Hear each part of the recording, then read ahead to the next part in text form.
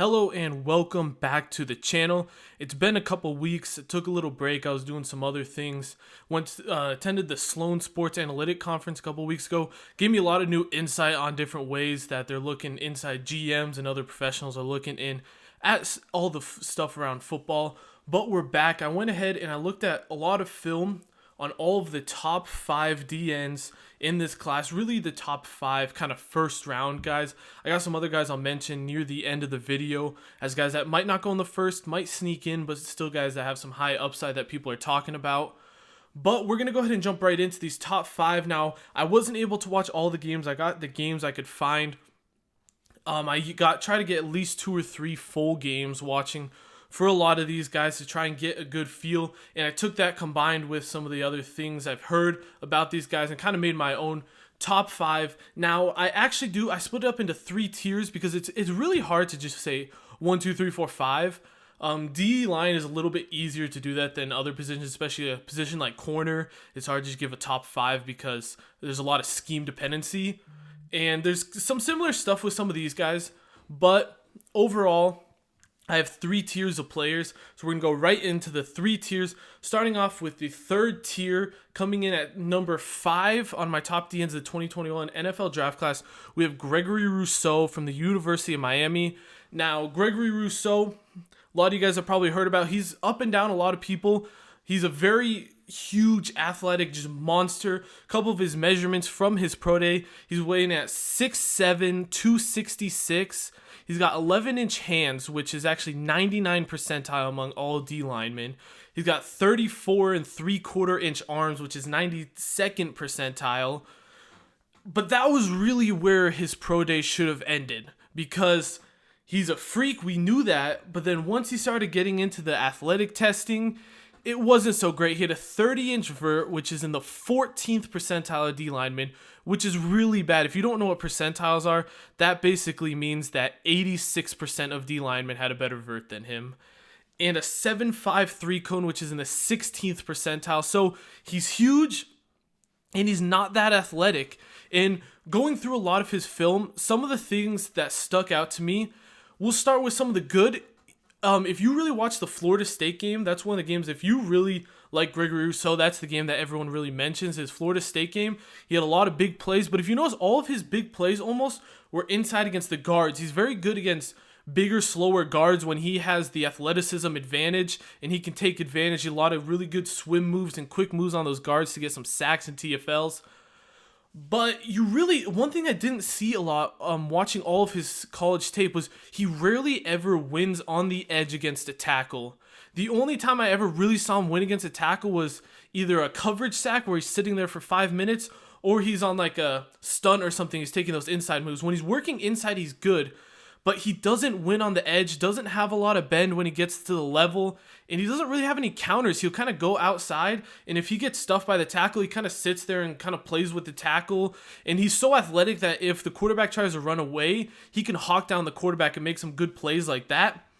But overall, he's not the best pass rusher, and in this case, I haven't heard too many people say this, but watching that Florida State game really gave me some insight on, I think Gregory Rousseau should actually not be a defensive end in the NFL. He's weighing at 266. I think he should put on about 20 pounds, come in around 280, and I think he should play D-tackle. I think he could be kind of like a Chris Jones. Now, he's not as great in the run game, but neither is Chris Jones. Chris Jones really isn't good in the run game, and if you can have one of the most valuable things you can have on a defense in the NFL right now is a consistent pass rusher on the inside. We see a guy like Aaron Donald and the impact he has, because it's so much harder. If you can consistently win on the inside of the D-line in the NFL, it's so much harder for quarterbacks to roll away from pressure. It's right in their face right now. It's harder for quarterbacks to get out of that, and it messes up all your reads. If there's a 6'7" dude coming right in your face, you can't see over him, you're starting to freak out, whereas when it's coming from the edges, it's not the same kind of pressure on a quarterback. So I just have Gregory Rousseau as my 5th best DN. I personally think he should put on weight and move inside. Chris Jones, he has some of the same. If you want another player comp that I kind of see a little bit of it. He's not necessarily the same freak athlete, but just the way he plays, it's kind of like a Jadeveon Clowney, in that Jadeveon Clowney never had a lot of success either in college or in the NFL. He hasn't had success winning on the edge. A lot of his success comes when he's playing a 3-tech, he's playing maybe like a 4-eye, but he's more inside on those guards or inside of the tackle, not going on the edge. So that's the thing that I want to see with Gregory Rousseau. Whoever gets him should utilize him more on the inside as a pass rusher rather than trying to get him a true DN. He has the DN size, but I just don't think he has the athleticism to be able to play a true DN in the NFL. And that's why I have him at number 5, because all these other guys are more athletic and have shown me more on tape to put them above him. Moving on to, that's the only player I have in my tier 3. He's a fringe first round. I think if there's a team that wants to take a chance on him, it's not an awful idea at the end of the first. But realistically, I think he's going to be a second round guy. Now moving on to tier 2. This is a guy I really have no idea where he can go. Some people are really high, some people are really low. Another tier of just one player. My tier 2, we're coming at number 4, is Jayson Oweh from Penn State, the edge rusher. Jayson Oweh is a complete freak. He's had one of the freakiest pro days. I really wish there was a combine so these could be official, but it was one of the freakiest pro days we've ever seen. 134-inch broad jump, which is in the 100th percentile of DNs. 40-inch vert in the 96th percentile. He has a 6.84 3-cone in the 96th percentile, a 4.15 shuttle in the 95th percentile, and a 4.39 40, which is the 100th percentile of DNs. You can't really get better numbers at the defensive end position than Jayson Oweh did. Now, going into his film, now right away that athleticism will have him going high. I know a lot of guys like PFF are really high on him because you don't find that athleticism a lot. And if you can be like, he'll have a lot of reps where he'll just win with athleticism because he's just better athlete than the tackles he's going against. And he kind of knows how to use his athleticism. He's one of the, sometimes players are really athletic, but they don't know how to use that athleticism to win against other offensive linemen, but he's better at knowing how to use his athleticism to win. Now, one of the cons, I don't think he had any sacks his last year at Penn State, so a lot of people are concerned about his production, which is a little worrisome, but if you look at a lot of the PFF grade, they actually had him really ranked high on pass rush reps. If you really look at it, sacks are a hard thing to count because a lot of sacks are kind of opportunistic and luck. You know, there's a lot of sacks where, hey, you might beat your tackle on the end, but then he rolls out right into your other guy, and your other team might get the sack, but realistically, you were the one that won that rep. Or if you just go against a great quarterback, sometimes there's nothing you can do. If your other defensive linemen aren't helping you cage that quarterback, you can win, and that doesn't always mean that you're going to get the sack. Sometimes quarterbacks, they have a quick game. Sometimes offenses come in and scheme quick game if you have a good D-line. So they're just going to throw a lot of quick passes. It's hard to get sacks. Sacks are hard to come by, but yeah, a lot of pressures and a really good pass rushing grade with PFF. So the production doesn't worry me as much. Going through his film, I thought he had really good fits in the run game. You can see his explosiveness in the run game. He'll come out and he'll strike the tackles or guards, whoever he's mostly tackles that he's going up against. And he's really good at fitting and understanding the offensive schemes and where he needs to fit in the defense.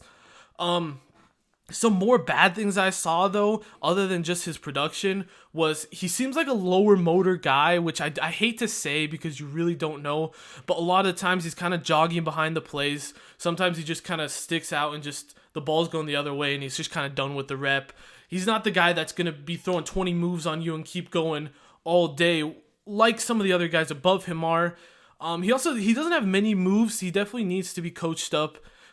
I don't see a lot of hand fighting. I don't see a lot of, swims, swipes, a lot of the different moves.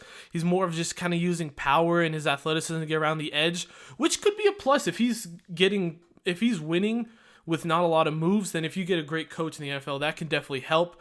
And my final conclusion I had on Jayson Oweh was that he has every single tool to be a great DN. He just needs to go somewhere where he can get great coaching. And he can be one of the top DNs of the league if he goes somewhere and he's coached well and he is one of the highest ceilings out of all these guys. That's why I have him in tier 2 because he'll definitely still be a first round. I have him above Gregory Rousseau, but some of the other guys are more polished that I like in the first round rather than Jayson Oweh. Now we're moving into tier 1. These are the best of the best, I believe.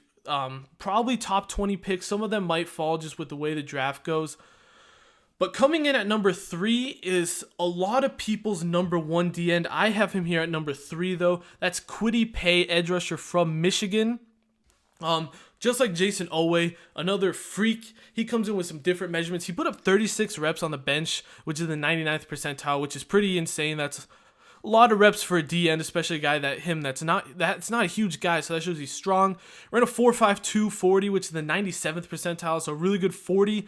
And I couldn't get the time, I don't remember exactly what it was, but he ran a legendary 3-cone. I believe it was like after the season, but before his pro day. He ended up not running the 3-cone at his pro day, but I remember there was that legendary video of his insane 3-cone, so we know he's athletic with that change of direction too. He just didn't actually run at his pro day for an official time.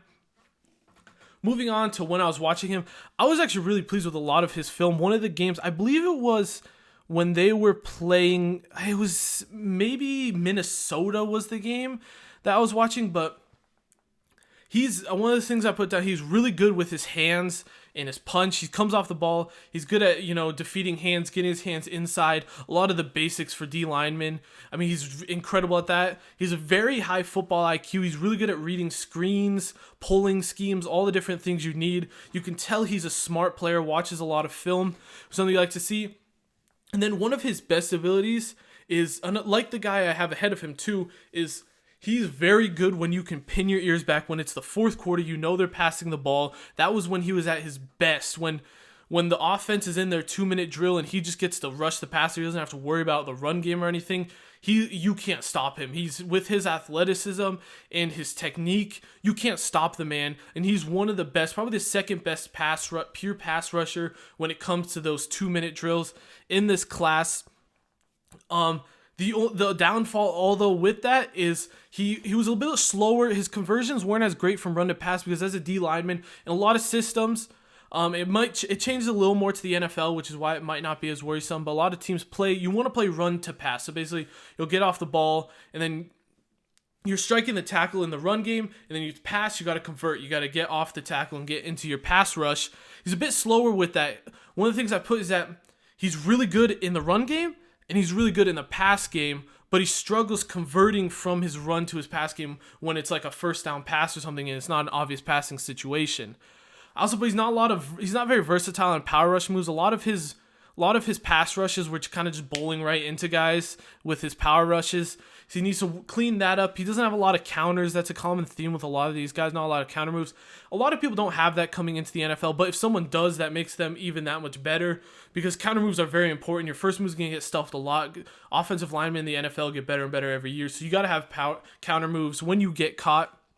Overall, he got better and better every year throughout college, which is one thing you love to see. He has great technique to back up his freaky numbers, and that's why I have him at number 3. The only reason I have the other guys above him are different production.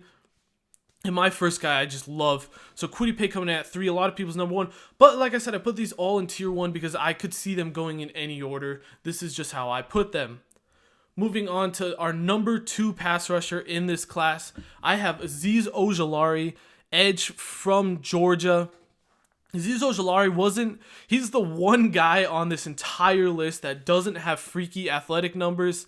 He ran a 4.6 40, which is in the 88th percentile, had a 127-inch broad, which is in the 94th percentile. Some of his numbers that were better. It's not he didn't have bad numbers. It just wasn't freaky like all the other guys I've mentioned so far. But going into his film, he was by far the most productive pass rusher, probably in college football this past year.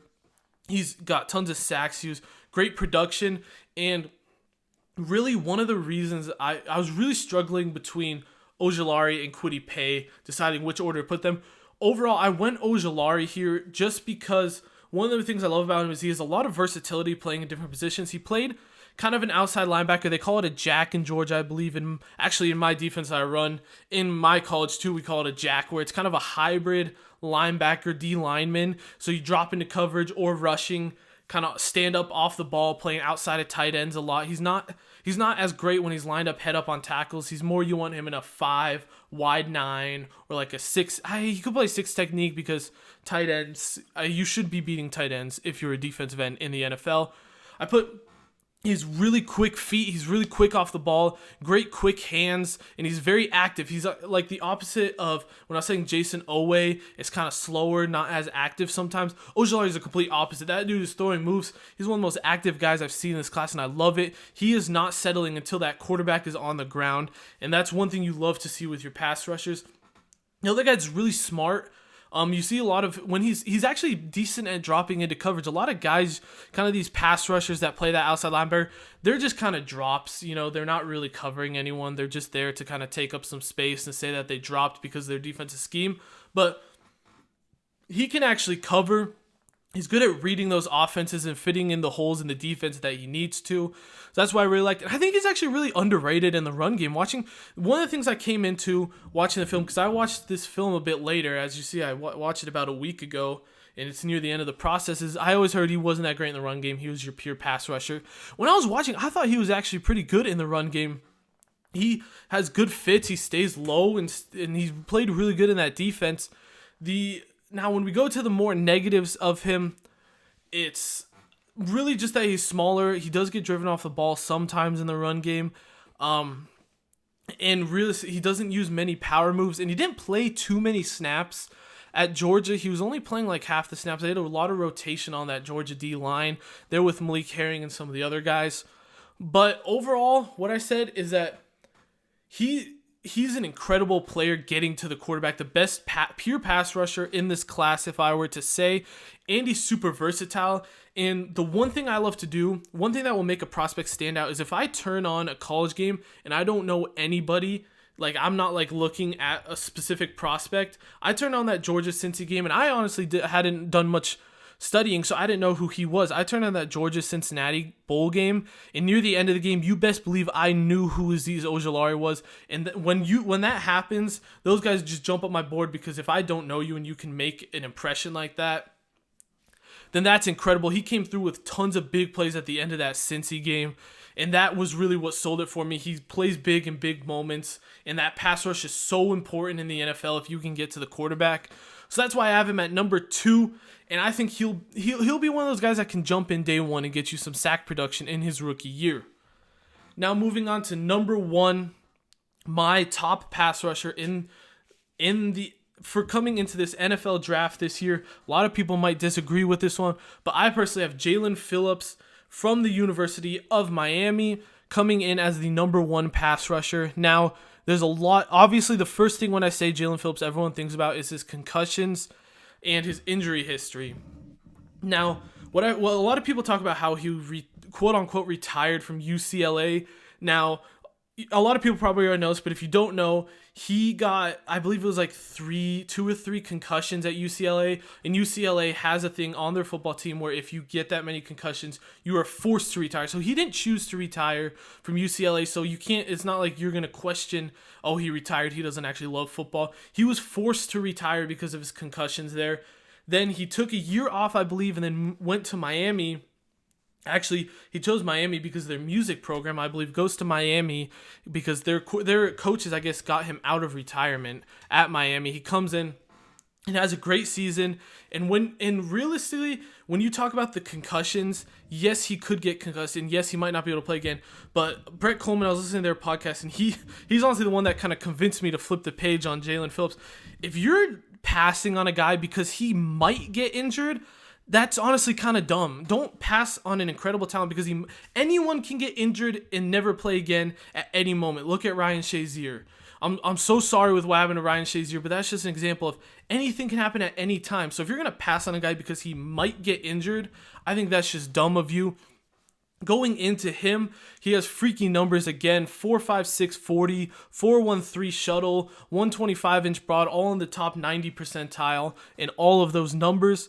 And the one thing I love the most about Jaelan Phillips is he's very aggressive in the run game, had a lot of TFLs. I saw a couple comparisons between him and the Watt brothers, actually, because of their way to be able to get past linemen, stack them, and get a lot of TFLs in the backfield is incredible. Go and watch his film and you'll see all the TFLs. He's great at those run game. He's one of the few guys in this class that actually has good counter moves and power rushes. You don't see a lot of guys. He's good at his first moves out there. He'll get to a counter, go from speed to power rush. He's really good at that. He's got great hips and bend at the level. His hands are all right. He hasn't got hands like Azeez Ojulari and Kwity Paye, I think, but he can definitely win with them. They're not bad. He's also very quick off the ball, and he can bowl through players. When I was saying Kwity Paye will just run into players, he can get low and put tackles on their ass. He is very good at going right through guys. The only issues that a lot came up was that he only went against right tackles at Miami, which you always know right tackles usually not your best pass protector. He's more of your run game. He was always against the right tackles as a Quincy Roche going up against the left tackle. So some people are a little worried about that. Plus, there's only limited tape, and his forced retirement are some things that are the negatives. But overall, when you look at Jaelan Phillips, I think he is the most pro-ready defensive end in this class. He's going to win day one. And honestly, right now, if I had to put a bet, which I can't bet, so I'm not going to, but if I were to, I would put him as the favorite for Defensive Rookie of the Year as long as he gets drafted to a team where he will get reps day one. He's going to come into the league and make a name for himself right away. So I would definitely put him at the top of that Defensive Rookie of the Year. Now, that's saying a lot, but that's how much I believe in Jaelan Phillips' athleticism and technique. He's got it all that you could want. Overall, when I'm looking at this draft class, we have the tiers, some great players. We don't necessarily have the Chase Young, the Joey or Nick Bosa of the class. Usually there's always that one guy that's like a top 5 pick, a great pass rusher. But if I'm looking at the picks 10 to 40, it's one of the deepest pass rushing class we've seen. Some of the freakiest athletes we've seen in ever at the edge position, and there's like 4 of them in this class, which is insane. Lots of Ross prospects with tons of potential. It's going to be really interesting to see which of these guys hit and which of them not. It's really hard to see who's going to hit because of so many unknowns with opt-outs and just players not having that many snaps and just the athleticism of some of these guys that teams are going to take a chance on. Now, one thing I was saying, as much as I say there's no Chase Young or Bosa, one of my bold takes that I've had, I think Jaelan Phillips, if he wasn't forced to retire from UCL, if he didn't have the concussions and he was able to get a normal amount of film in college, I think he would be looked at as a Chase Young or one of the Bosa brothers type of prospect in the top 10. That's my bold take. I think he's that good, and I think a lot of people are overshadowing the lack of tape and the concussions, but that's why I have him as number 1. Now, moving on, I'm just going to quickly mention some of the other guys that are outside of these top 5 that I haven't watched as much film with, but they're kind of those second round guys that could sneak in the first. We have Ronnie Perkins from Oklahoma. A lot of people really like him. Carlos Basham from Wake Forest. He's one of those kind of tweener guys that could play your 3 technique or outside, kind of like I was talking about with Gregory Rousseau, not as big though. Joe Tryon's really high on some people's boards, really low on some people's boards. He's from Washington, D-end. I believe he opted out this year, so that's why he's kind of one of those guys. High on some, low on others. A lot of opt-outs are like that. And then Joseph Asai against Texas had some bad games where he just did absolutely nothing, but then he had some great games, so he's going to be another guy that'll probably sneak in the second round. And then the last guy I want to mention, when I was watching some of the Azeez Ojulari Georgia film, one of the guys that really stood out to me that I think could be a late round steal was Malik Herring. You don't hear a lot about him. He's kind of another guy that can play inside, outside. But he really sometimes I was trying to see where Azeez Ojulari was because I was watching more of the broadcast film, which isn't awful for the D-line. But I'm trying to figure out which one's Azeez. I'm like, damn, who's this guy on the other end? And it was Malik Herring. He was making some plays in some of the games I was watching. So he's someone I'm really interested to see where he goes in the end of the draft and what he turns into. Anyway, let me know what you guys think about my rankings. I know there's going to be a lot of people saying that I'm dumb, but this is what I saw from my watching film. I really want to do this because it's one thing to just make your opinions based off of what other people say, but you can't do that unless you go in and watch the film yourself. So I went in and watched the film. This is what I came up with. Let me know what you guys think about it in the comments, and I'll see you guys. I'll probably do another mock draft before the draft this week. Thank you guys for watching, and I'll see you guys for the draft.